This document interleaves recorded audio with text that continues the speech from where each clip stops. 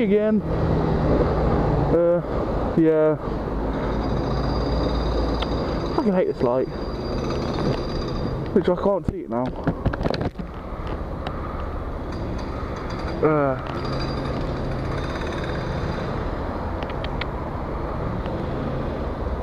Just thinking of a topic.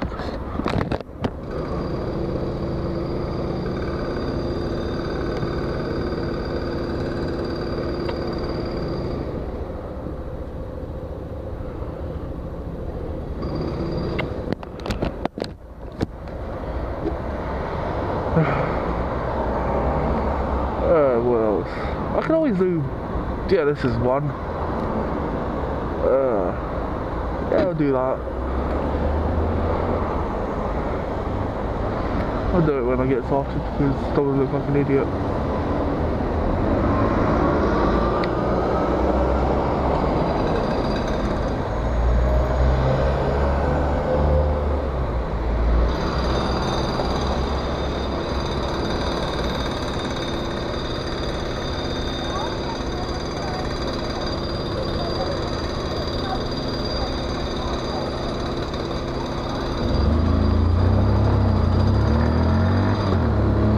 Okay, topic. Because I'm at 19, which is the end of this year for me, when I turn 19, I can go up to a bigger bike, which, yay!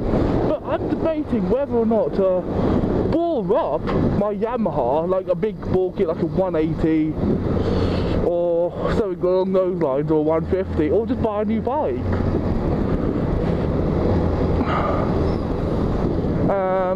Yeah, because a lot of people, because the bore-up kit could be cheaper than buying a brand new bike, because I've seen bore kits for about 1,000, 5 to 1,000, depends on what cc jump you're doing, but then you have to do a lot more to the engine than just the actual bore kit. You have to do a new crankshaft, would help to change the clutch.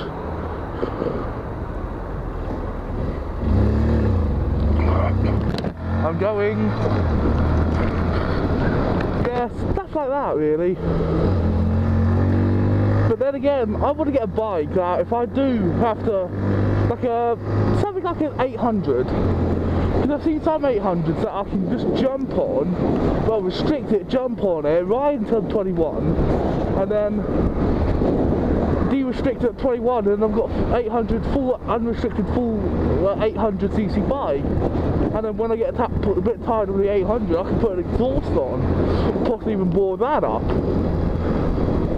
Maybe a good 50cc or something, so it'll be an 850. Because who was it I was with, watching a video? Jay the Garden Snake, he did a bore up kit on a DRZ 400 to a DRZ 450.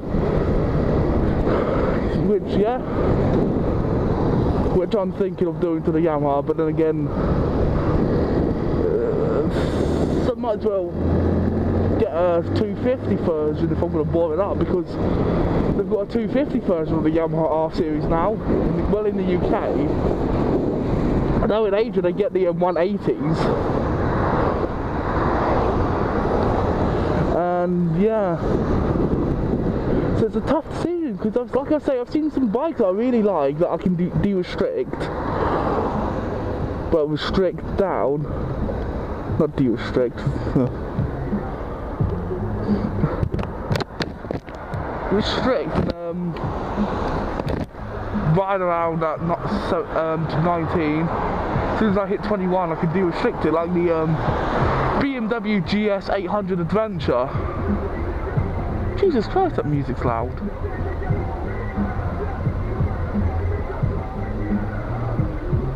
Yeah. You know what I mean? And unfortunately, I can't get on, oh fuck, any Super Sport about 600cc. The biggest Super Sport I reckon I could get on is the CBR 500. And I don't think that's a true Super Sport because of the handlebars.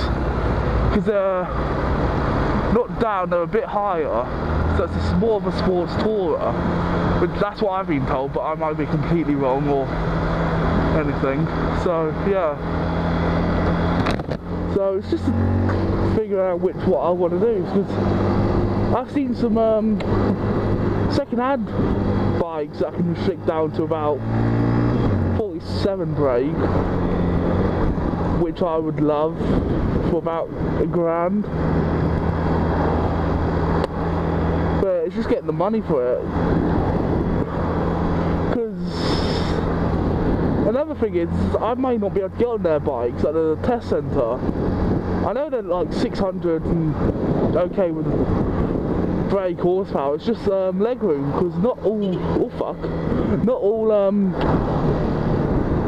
bikes that they use are for my size. It's like they have to accommodate more of the shorter people, because there's more shorter people around. And I'm one of the odd ones that are over 6'5", and I find it really difficult to find anything that I can get on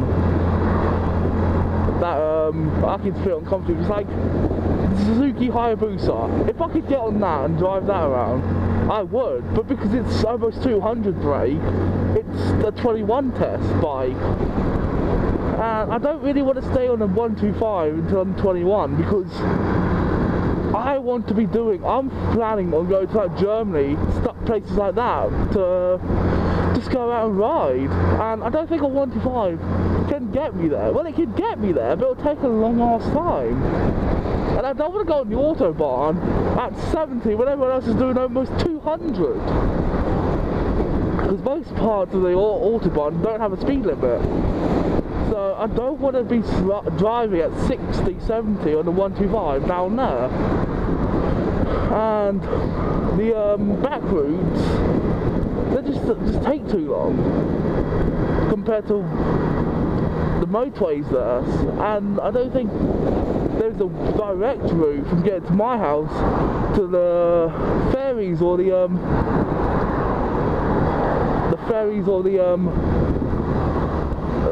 Eurostar, the underground train for cars and all that. Doesn't look like there's that. I can get a direct route there. I think I might have to go into London, through London, and then out of London, which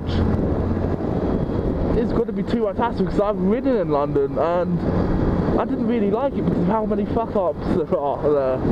It's like I've had people in Ferrari stick up my arse like an inch from my back wheel when I was riding. And I just didn't really like that. I just, do you know what I mean? It's just six of, half an hour for one, six of the other.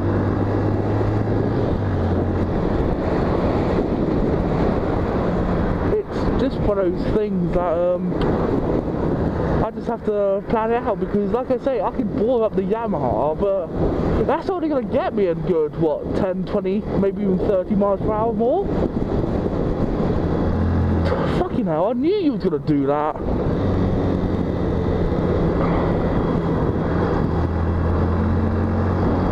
And the thing is with cars at junctions, you have to look at their wheels to know what the fuck they're going to do.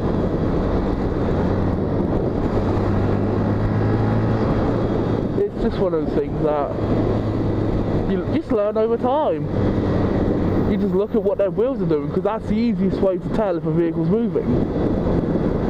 But back to my topic about big bore versus bigger bike, or just buying a complete bike.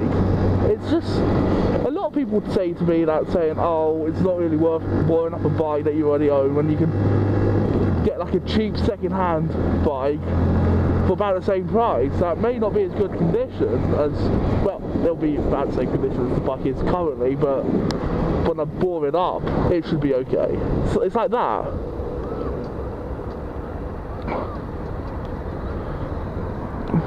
It's just really thinking, what the hell I'm going to be doing to bore it up. It's like bore up, which is good couple £100, or just buy another bike.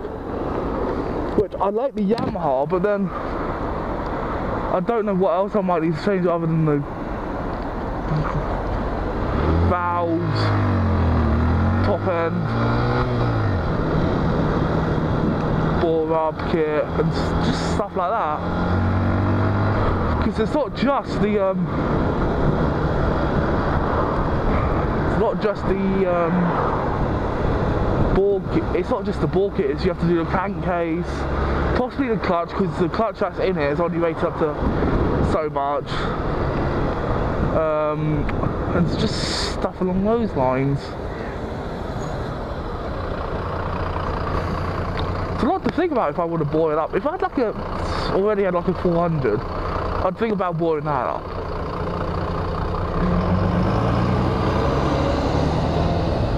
Because it's just the plain reason that boiling up a bigger bike, it could be more useful than boiling out a 125 or a 50. But because I'm only on the 125 license, I had to do my test anyway. I need to be on the minimum of 400, so there's another thing towards it. So it's not just what I'm going to do my test on. And I think they would like me to be on the 400 minimum on my test when they do the test anyway. So yeah, it's not just the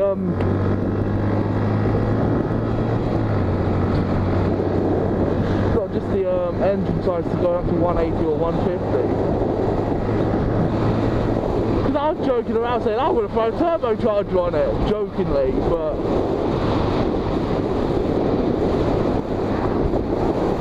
yeah, that's one thing.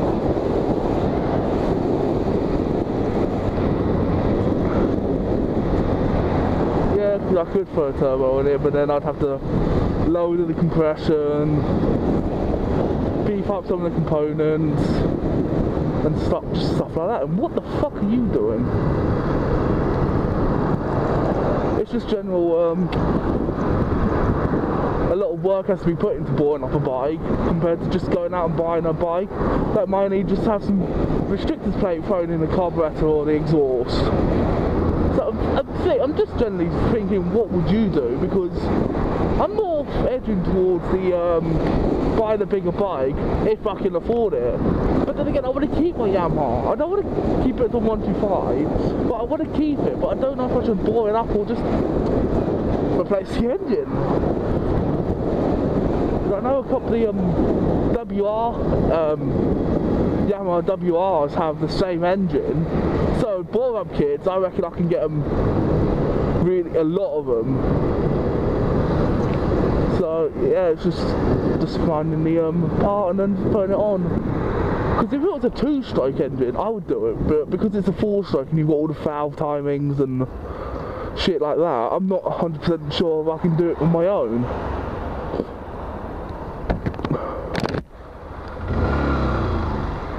So yeah, it's a tough one.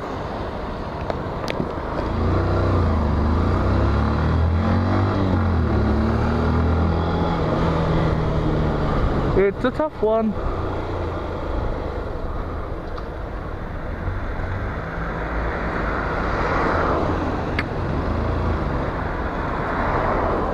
So yeah, just I'd like to know what you lot think of the idea. Ball kit or just buying another bike? Because if I could, I would buy another bike, but because the ball kits can be so cheap, I can't think of that. But don't go, I'm not going to go eBay cheap, I'm going to go performance. Like I'm not going to go for, I might try not go for a Michelin or a part like that, because they could be expensive and I just don't have the money for one of them. So I think it's like a ball kit for one of them is like 600 quid. But then again, that includes the actual ball, the cylinder, the piston rings, the gasket, like their version of a Power Commando, which is a lot easier to use, but you can't do a custom tune. Well, I think you could do a custom tune, but it won't be as good as the Power Commando. So, but again, it's not just that lot. It's I have to do the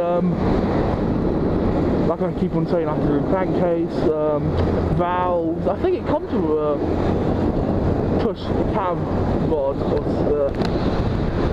It just have to think about what I want to do, and I just want to have some feedback for you. And And also, what bike would you like to see me on that has a maximum of 97 brake? So I'm looking for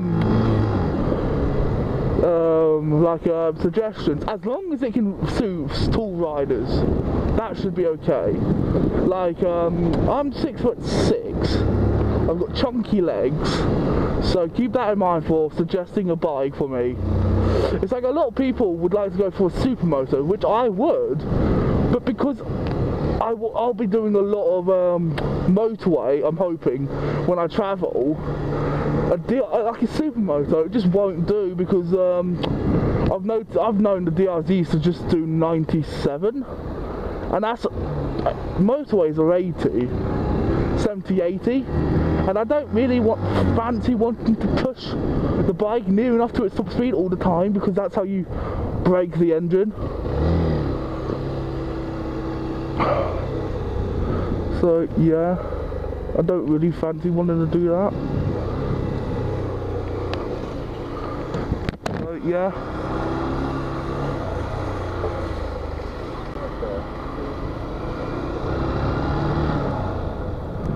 I'm gonna be a complete arsehole now.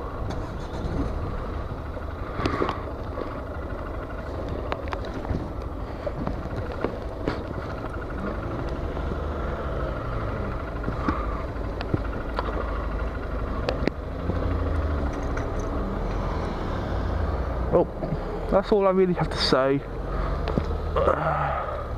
I will catch you in my next video, YouTube. Bye!